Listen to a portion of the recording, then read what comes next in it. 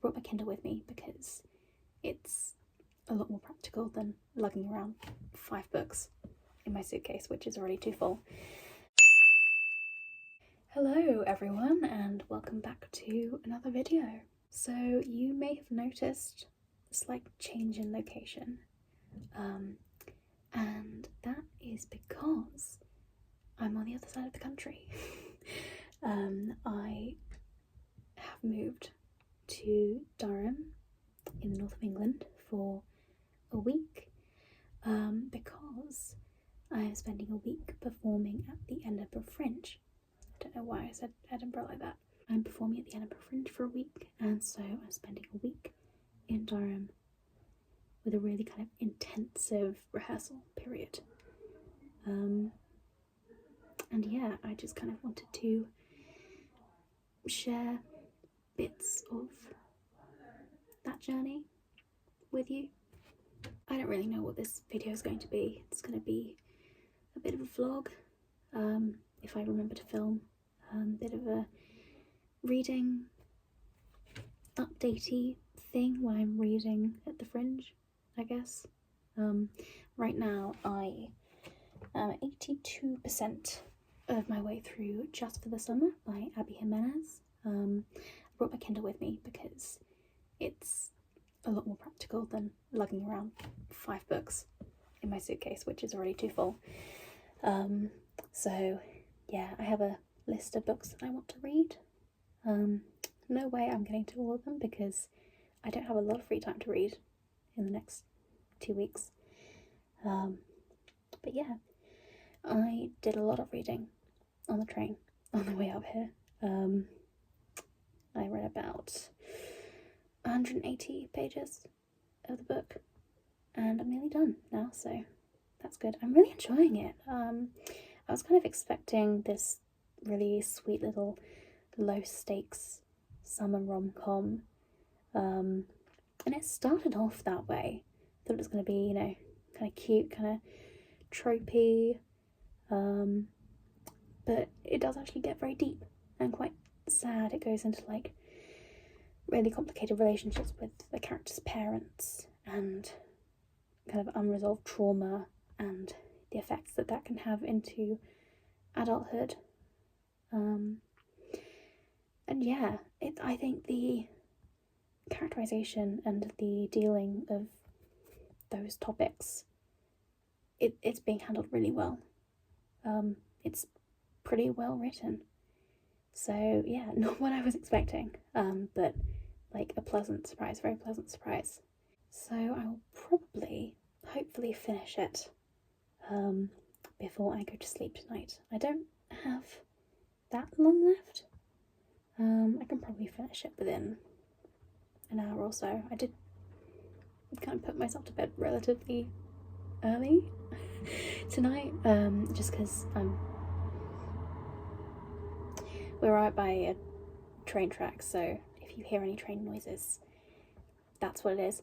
I'm living with like 3 or 4 other people this week, so I'm trying to be as like unobtrusive as possible and putting myself to bed early, I guess. So yeah, that gives me a little bit of time to do a bit of reading.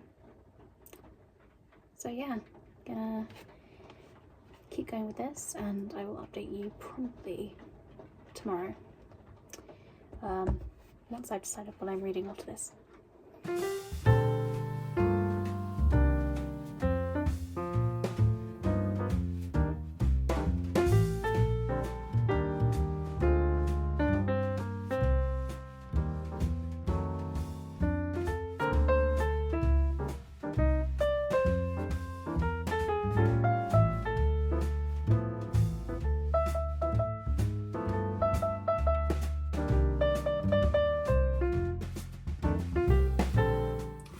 Hello, how are we?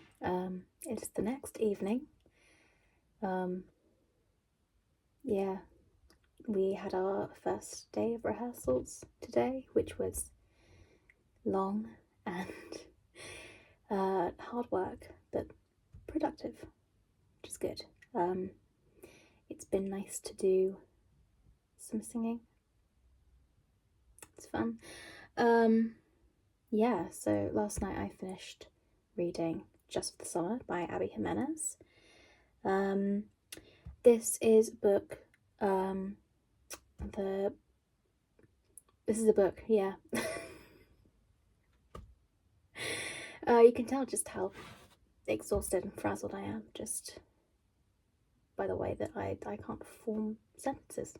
This book follows our two main characters, our main couple, Emma and Justin. They are both affected by this kind of similar situation that they're in, where they can't seem to find their soulmates, because whoever they date, as soon as they break up, they go on to find their soulmates just very quickly afterwards. And they're both in kind of this same situation. They meet over the internet because of this, and they decide to kind of have this arrangement where they date each other for a month in the hopes that when they do eventually break up, they will both go on to find their soulmates. But the book actually is about so much more than that. In fact, I would go so far as to say, like, I don't think that is the main plot line, even though that is like the synopsis of the book. Like, this book has been publicized as a romance about two people who have this curse on them and they want to break this curse. This book is really about two people who go on their own journeys throughout the course of the book. Like, they both have stuff going on outside of their relationship, which is what I like in a romance book. I like when the two romantic leads actually have a personality and conflicts and issues outside of their love life, because, you know, that is much more similar to how real life is. And the book looks at dealing with unresolved trauma from childhood and complicated relationships with parents, learning to love and be loved, and be taken care of, and learning to trust others. Yeah, both of the characters goes on their own journey, and their own character arc, and I think their characters and their storylines throughout the book are very well written. I think the issues, and there are some very heavy issues dealt with in the book, stuff like mental illness and the foster care system, I think those are all handled pretty well as well. Yeah, overall I thought it was a very well written book. Definitely not what I was expecting when I started reading the book, but again, that's not necessarily a bad thing. I think it was quite a pleasant surprise I had with this book. And yeah, I would definitely recommend it. Read the trigger warnings though. Yeah, I will say that, because, as I said, the book is not all fun and games, summer vibes. It does get pretty dark. So that is Just for the Summer by Abby Jimenez. I haven't actually started reading anything else now, because I literally have not had time to read today. It's just been very full on with rehearsing. But I think I'm kind of torn between two books. I either want to pick up Green Dot by Madeline Gray or Mongrel by Hanako Footman. Both of them kind of literary books. I'm kind of in the mood for something literary, so yeah, haven't decided yet. I will probably decide within the next half hour so that I can get into bed and read for a bit before I go to sleep. Not for very long, because again, another full day of rehearsals tomorrow. But yeah, I will give another update in due course.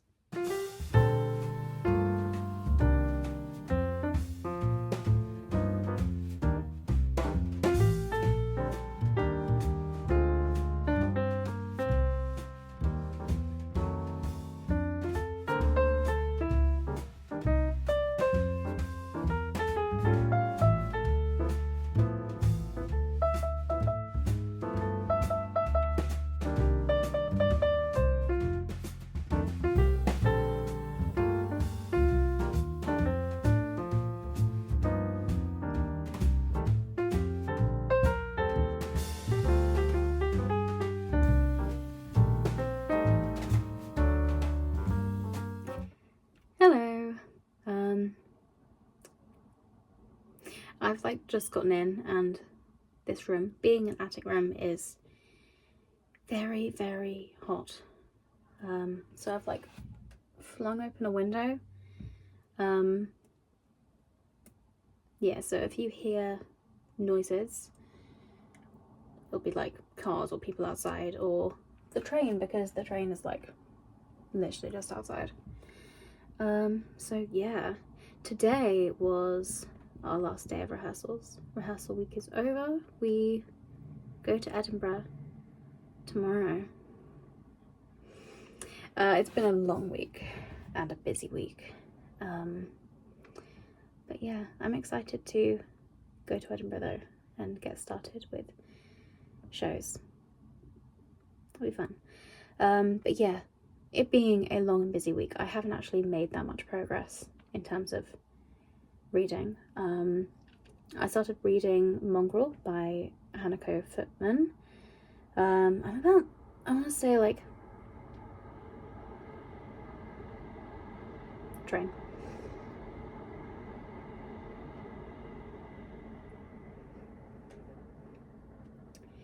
I think I'm about 35-40% of the way through.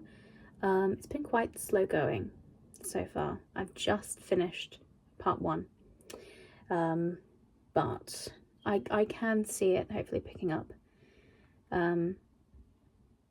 So yeah, and I carry on with that. In other news, this morning I had a free morning and I got up fairly early. I was awake very early. I have no idea why. I really shouldn't have been, because I drank like nearly an entire bottle of wine at a house party last night. So yeah, some miracle that I wasn't hungover. But yeah, got up early, decided to take myself on a little solo date to a few bookshops around Durham, because I missed going book shopping in Durham. Yeah, so went to a few places, and I got some things. I was only intending to buy 1 book actually, but I ended up buying 3. I initially tripped and fell into the works, and I got a copy of Fair Rosaline, which I have actually really wanted to read, but I wanted to wait until the paperback copy was out. I like caught wind of it literally like it was a new release hardback and I wanted to read it, but I was like, maybe I should wait until the paperback's out. So I mean, by that logic, £3 for this book is an absolute steal, and I had to get it. So, you know, I have an excuse. It's fine. And then I went and wandered around the university bookshop, which is like, it's not like the main Waterstones in Durham. It's like just up the hill, a few doors up the hill from there. It is a Waterstones, but it's also a university bookshop, so it stocks like Durham University stash, and it also has like a lot of academic texts and like set texts for modules for like certain subjects. Like when I was studying classics, I would have to go there to get like my set text for like the compulsory modules. So I'd have to get like a couple of textbooks, or like specific translations of certain things, or like specific editions of literature in the original Greek or Latin. So that would be the place I would go. So they had like a lot of like specialist texts, but they also had a really good fiction section and a fantastic sci-fi fantasy section. There was like one specific room that was just like full of sci-fi and fantasy, and they had like a massive manga section as well. It was like this kind of maze set over 3 floors. It's really cool. And they also have a lot of like study spaces as well.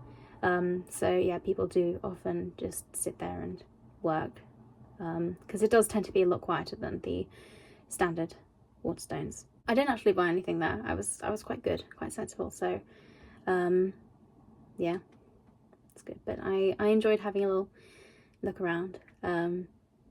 It was like one of my favorite places in Durham when I was at uni there. Just kind of wandering around it. And then I ended up wandering down to the indoor market because they've got two bookshops there. They have the Book Emporium, which is a used bookshop. It's quite small, quite limited stock. It is generally the stuff that you would find in a charity shop. But, you know, prices ranged quite often between like £1.50 and £2.50. So very, very good, reasonable prices, and like all the books were in very good condition. So yeah, went there, and then I went around the corner to Bookworm, which is a queer bookshop, and they have like a very kind of curated selection of queer books. And yeah, I went and had a look, and the people who were like there, who I assume were the owners of the shop, they were just like at the till. They said hello, and they asked if I wanted recommendations, and I love getting recommendations from people, so I said yes. And they recommended me, firstly they recommended me The House on the Cerulean Sea by TJ Klune, which I have heard really good things about. It's not one that I'm like desperate to read, but yeah, it sounds interesting. I kind of more want to read Under the Whispering Door by the same author, because I've heard that's a little bit more kind of sci-fi-ish rather than cozy fantasy. I'm not a massive fantasy person, so but yeah, recommended me that. Then recommended me Detransition Baby, which ironically I have read and I really, really enjoyed it. They asked, do you like disaster protagonists? And I was like, absolutely yes. And then they showed me that book. And yeah, I mean, it is very much a book with a disaster protagonist. Several disaster protagonists, to be honest. So yeah, that was a good recommendation. And then they brought out this book, Speak of the Devil by Rose Wilding. This is about a guy whose head turns up in a hotel room, and there are 7 women there who are all connected to him, and they all could have committed the murder. And it's kind of like a whodunit, whydunit thing. And they explained it in a much better way than I just did, but they were so they were such lovely people, and they spoke so passionately about all of these books, and like I was not going to buy a book from the shop, but they were so good at their job that I ended up buying this one because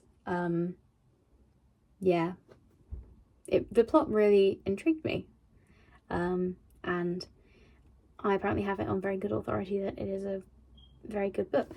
So yeah, it sounded like just the exact kind of thing that I would read.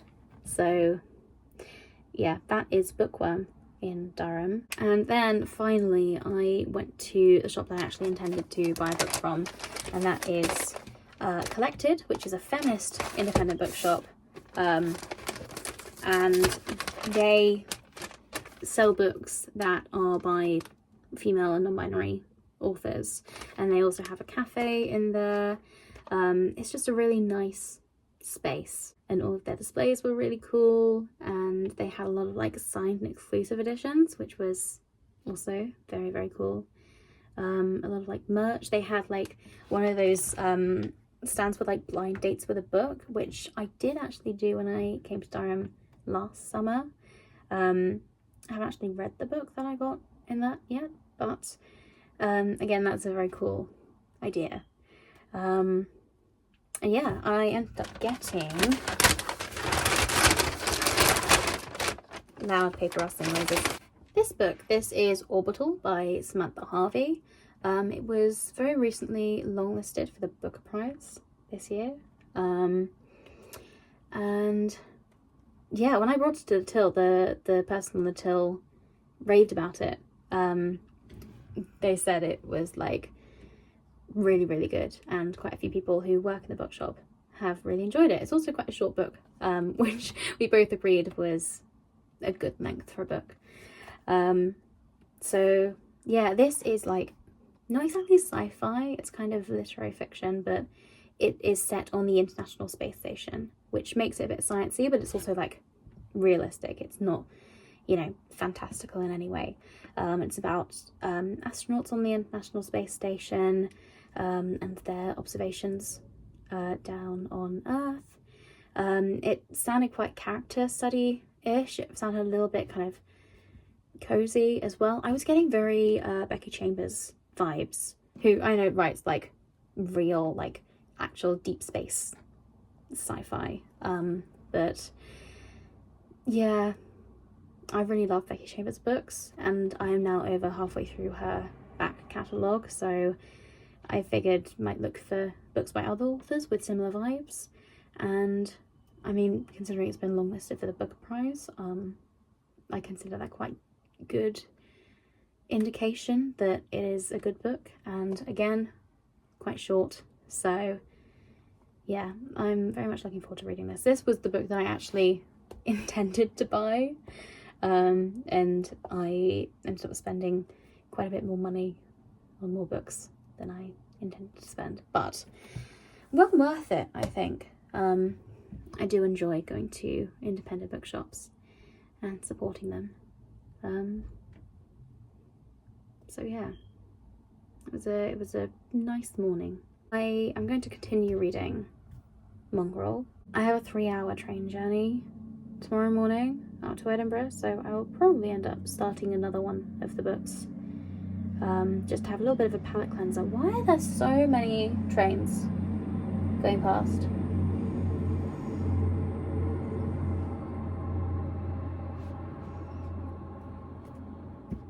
But the good news is I now have quite a lot of choice for books that I can read. The bad news is that my suitcase has just gotten this much heavier, and I didn't have a lot of space left in it initially. So yeah, that's, you know, a problem for later me, although I do actually need to pack now. So it's a problem for now me. I'm going to go and try and resolve that problem. I will see you in Edinburgh.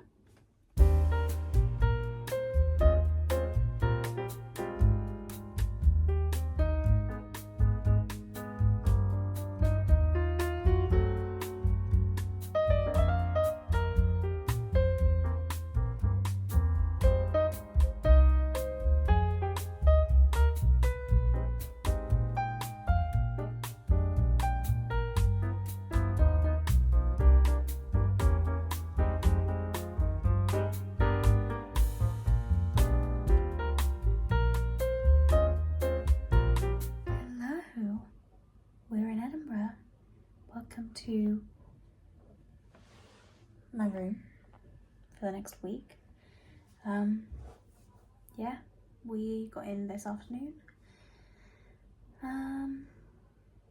Yeah, it's really busy. I always forget just how busy and overstimulating it is at the Fringe. There is just so many people and so much stuff going on. But it's fun. We're gonna start performing tomorrow.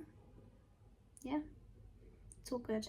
On the train, I read a bit of Mongrel, and I read a little bit of Orbital by Samantha Harvey. And I'm probably going to carry on with Orbital tonight, just before I go to bed. But probably not for long, because we're getting up really early tomorrow for our tech run. So yeah, all is good. Looking forward to a week of madness. Who knows how much reading I'm gonna get done between, you know, flyering and busking and seeing shows. There's a lot going on, so yeah, excited for the coming week.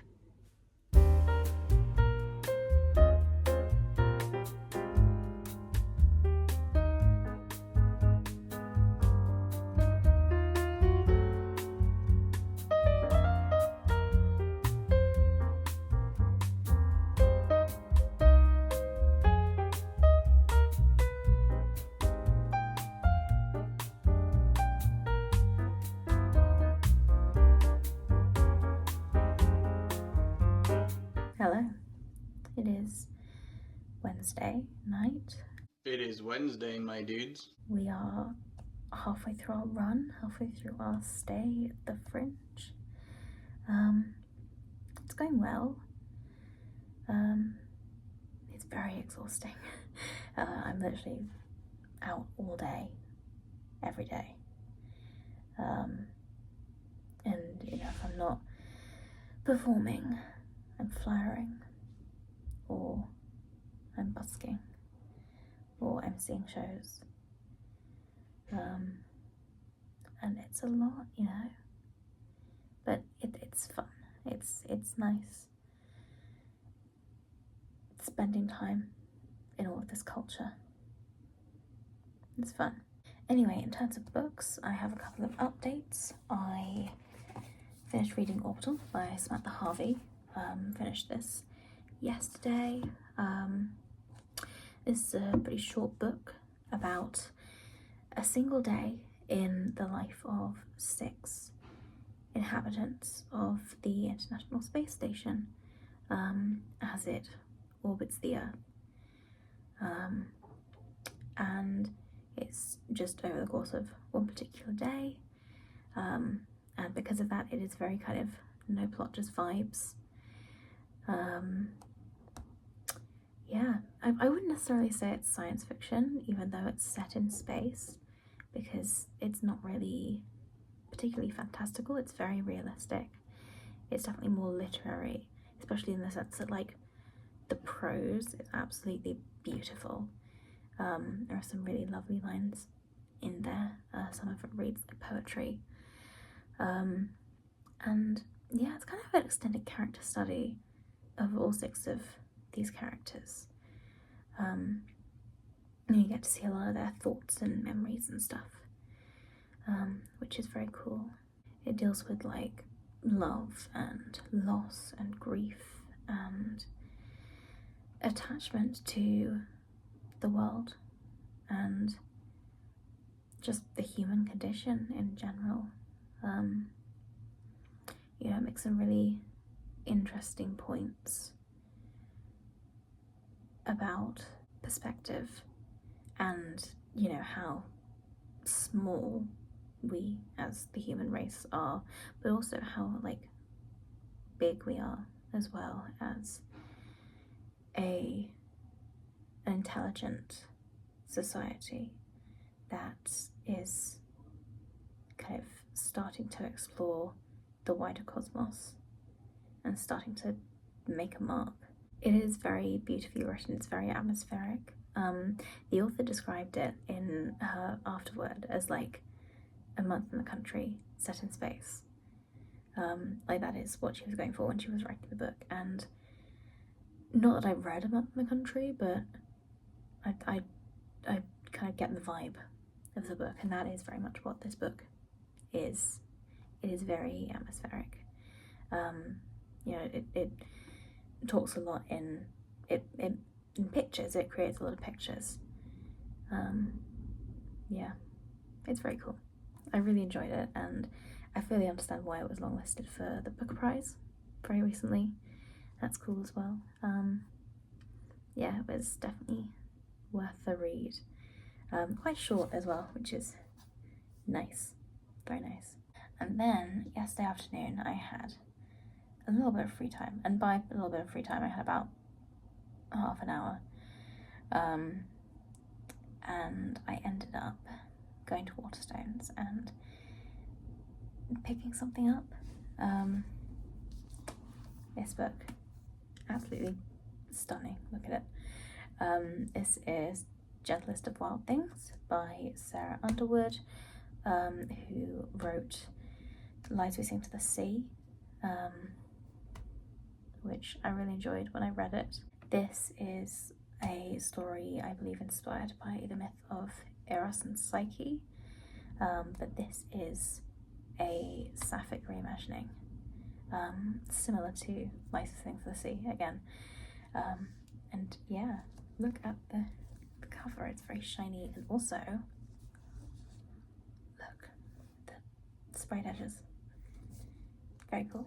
I was very interested in this book when it was announced, and when I realised that it would be released when I was up in Edinburgh, because technically it's not being released until tomorrow. That's kind of the official release date, but they got the books in early, I guess, and put them out, which is cool. When I found that out, I thought it'd be a good excuse to go and explore the Edinburgh Waterstones, which is very pretty, and it has a very grand staircase, which is cool. And I think it's prettier than the one in Waterstones Piccadilly, definitely. So yeah, it was a good excuse to go and have a little explore. And yeah, pick this up. I don't know if I'm going to read it next. I think I'm going to try and finish Mongrel next, and I want to finish it by the end of this week. And I don't know if that's possible. We'll see. Again, I am extremely busy, so we will see. I think I maybe have about 200 pages left of the book, so who knows? It'll be fun. And yeah, if I do end up finishing that, then I might start this one. And now I'm just realising that I'm going to have quite a lot to put in my suitcase on my way home. Maybe this was a bad idea. Maybe I shouldn't have bought a hardback book in Edinburgh when my suitcase is already incredibly full. Do I have regrets? No. Anyway, I am now going to finish Mongrel, and I guess we'll see what happens after that. Yeah, if you haven't already guessed, I'm incredibly sleep deprived. So yeah, maybe I should go and have a sleep. Maybe I should do that. It's fine. I am really enjoying the week. I'm just very tired.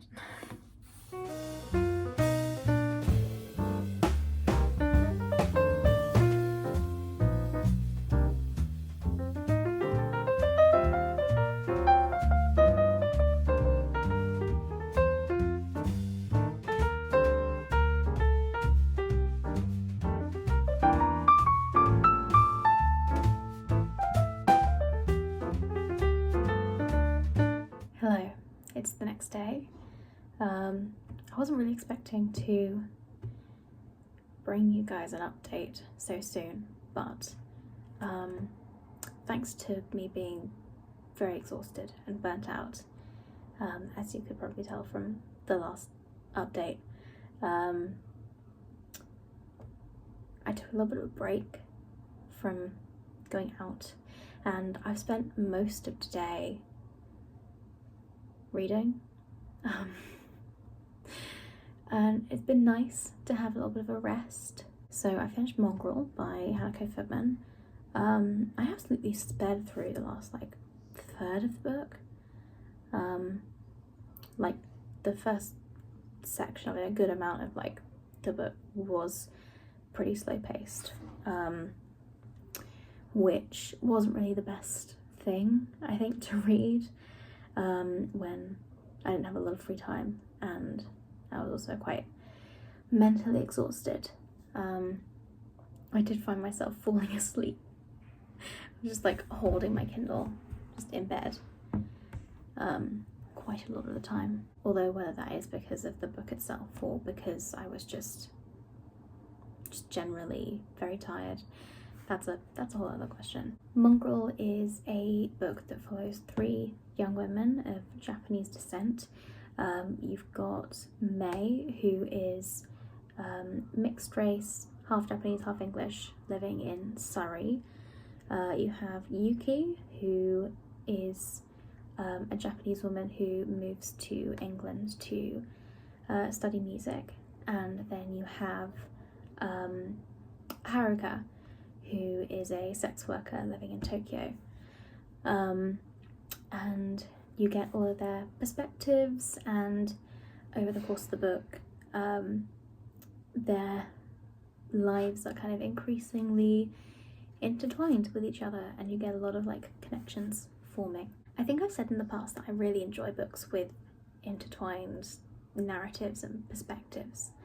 I think when executed well, they can be really, really clever, and I think this is a good example of that in this book. When all the kind of clues come together and you get kind of the big reveals of certain plot points and stuff, it's very satisfying. It's very well done, I think. The book looks at themes like grief and family, motherhood, sisterhood, intergenerational trauma, the experiences of being mixed race, and an immigrant. All three women come from quite different backgrounds, but they will go through similar thought processes and similar issues. Overall, I thought it was a very well written book.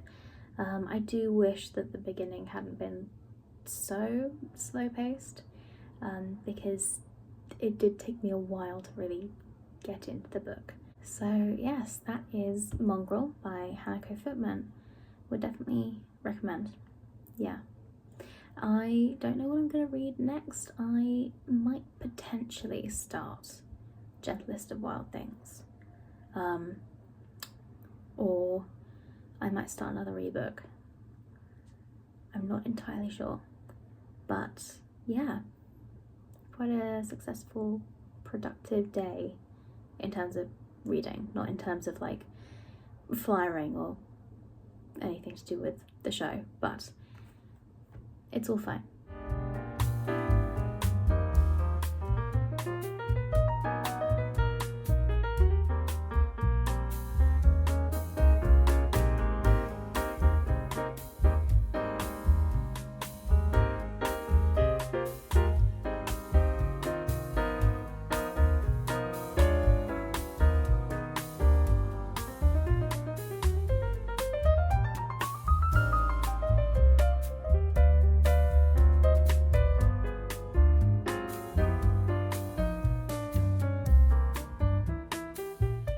Hi, long time no see. Embarrassingly, it's been about a week since I got back from Edinburgh, and I just have not had the energy or the motivation to give kind of a final update. I was pretty burnt out towards the end of the week. I didn't want to admit that I was burnt out, but I was definitely burnt out. Fringe takes a lot out of you, especially if you don't spend a large proportion of your time normally in such busy environments, which I do not, so yeah, it was a lot, but I had a really good time. So we did all 6 of our shows.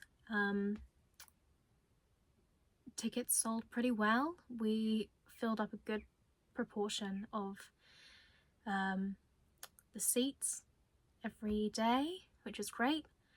We got a 5-star review on literally our very first performance, which was very good. In terms of like what I read towards the end of the week, when I left off last time, I think I just finished reading Orbital. And then after this, I started reading Green Dot. I started reading that, but I very quickly realised that I wasn't really in a literary fiction mood anymore. I was kind of literary fiction out. So yeah, I wanted something completely different and something that was a little bit more gripping, you know, a little bit more exciting, in terms of like plotline and stuff, especially for like the train journey back, because it was going to be quite a long journey from Edinburgh to London, and I definitely needed something to hold my focus, you know. So I ended up picking up this book, which you might recognise from earlier in the video. This is Speak of the Devil by Rose Wilding. I bought this at Bookworm, the queer indie bookshop in Durham, and this is a kind of whodunit type mystery thriller about 7 women who discover the severed head of a man in a abandoned hotel, and they all kind of have lots of different connections to this particular man, and this particular man is awful, so they all have reasons to have killed him, and they need to work out who did it before the police do, so that they can cover the murder up.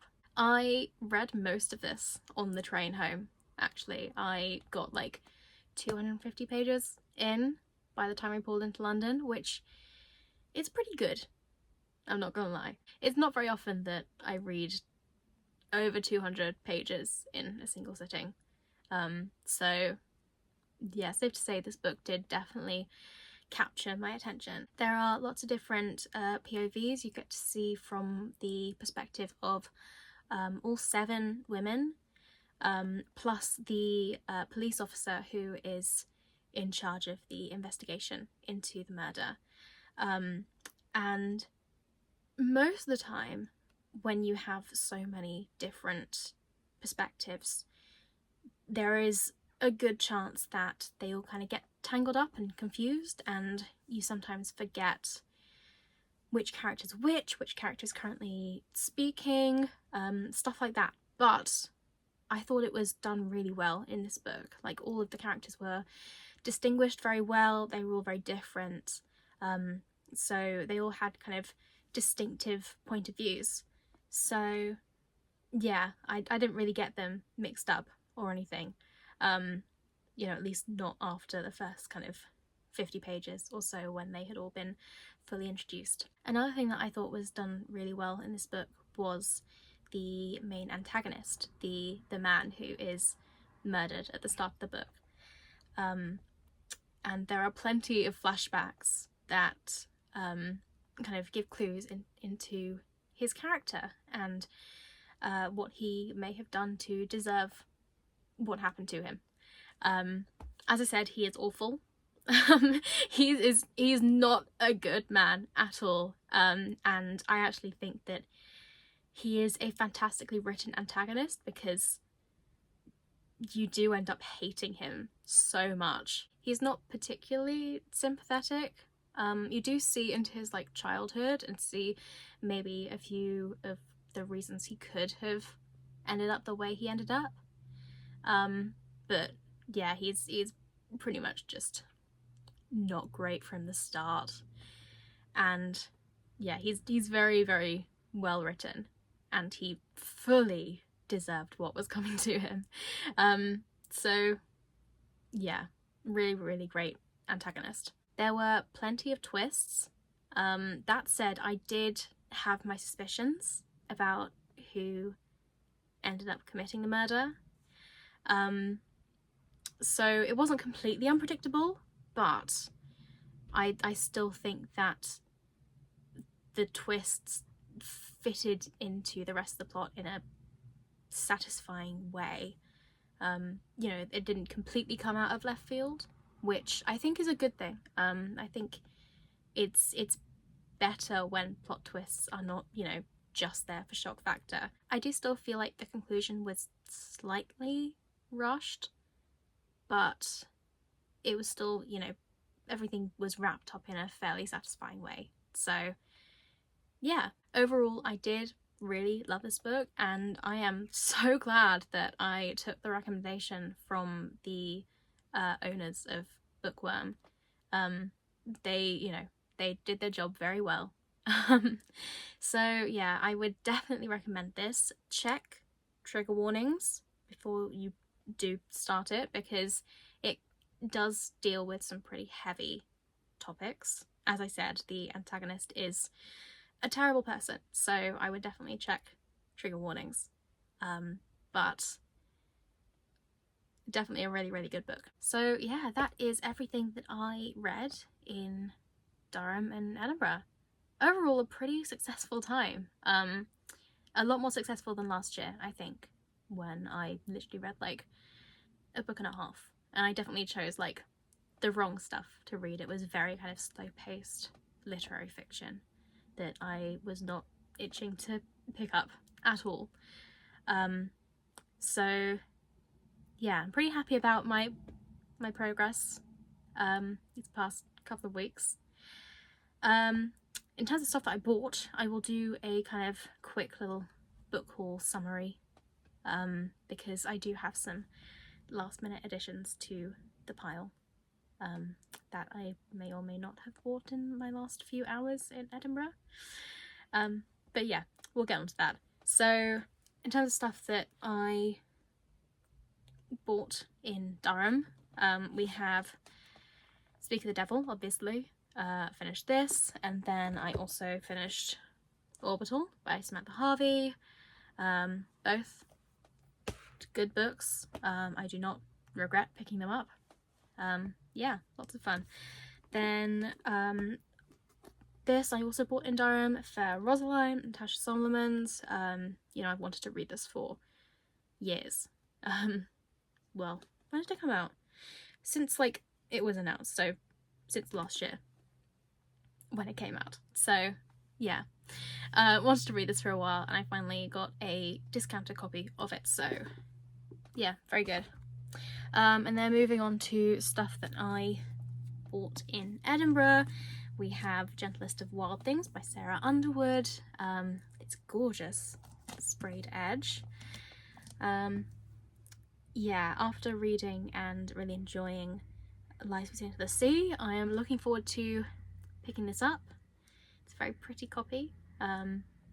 Yeah, really good. And then on my final day in Edinburgh, I made the mistake of stepping into Blackwell's, which is a bookshop on Southbridge, I believe, that I would literally walk past every single day, several times as I was walking, you know, between the Royal Mile, where we would do most of our flyering, and our venue, which was like around the corner from Surgeons Hall, and Blackwell's was literally like slap bang in the middle of there. So I avoided temptation up until the final day, and then I stepped in, and yeah, it is such a huge store. Like, it is very TARDIS-like in the sense that it is so much bigger than it looks.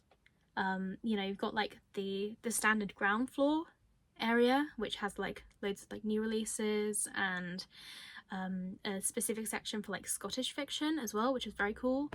And then if you go downstairs, you've got like sci-fi and fantasy and young adult. And then if you go upstairs from the ground floor, you are like enter into this like complete maze of so many different rooms. And you've got like a room for crime fiction, you've got a room for classic fiction, you got a room for like special editions and stuff, you got a room for remainders, and there's like corridors between all of them and little kind of places where you can sit. And then if you go like up a few more stairs, you get like this massive, huge, great big section for fiction. And then if you keep going, you get into like all the non-fiction stuff. It is like absolutely crazy. Like, I went upstairs and the rooms just kept going on and on. I was like, how does this building have enough space for all of this? It was an absolute maze, and I definitely could have spent the entire day in there, but unfortunately I did have a train to catch, so I, however, did not leave empty-handed. Yeah, my bank account took a little bit of a hit, so let's talk about these books. Firstly, I found a signed copy of The Island of Missing Trees by Elif Shafak. I have wanted to read this for ages, and I've been waiting and waiting and waiting for like a nice quality paperback to come into the charity shop I work at. It's always been like hardbacks or paperbacks that aren't very good condition. So yeah, I've been holding off, and then I finally got impatient and I saw a signed copy and I bought it. And then the day that I returned to work, I looked at the fiction shelves, and guess what was there? Pride of Place in a face out position, a nice, good condition paperback copy of The Island of Missing Trees for like £3. But that copy wasn't signed, so I do still consider this a win of sorts. Maybe not a win for the bank account, but a win for my collection of books. And then Blackwell's are doing a 3 for 2 offer, which I considered very good value for money, so I ended up buying 3 more books. I got a copy of Miss Kim Knows by Cho Nam-ju, who wrote Kim Ji-young, born 1982, which apparently is very good. Have not read it. This is a collection of short stories that I think centre around the theme of like womanhood and feminism, which is definitely right up my alley. I like feminist books. I like short stories, so I will hopefully really enjoy this. Then I got another short story collection. This is Truth or Dare by So Maya. This is a collection of queer short stories.